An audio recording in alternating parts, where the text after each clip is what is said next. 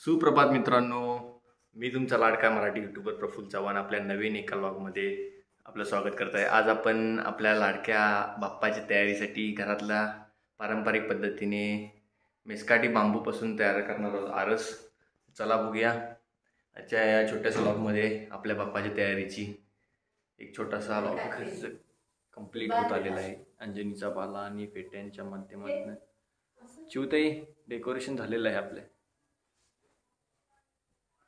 आता आपण लाइटिंग आणि फुलांच्या माळा सोडल्यावर आपलं फायनल डेकोरेशन होणार आहे।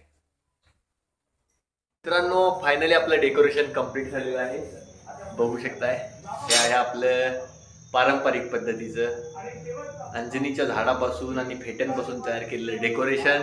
तर कमेंटमध्ये सांगा आपल्याला कसं वाटलं डेकोरेशन, आणि डेकोरेशन बद्दल सजेशन सुद्धा आम्हाला कमेंटमध्ये तुम्ही देऊ शकताय।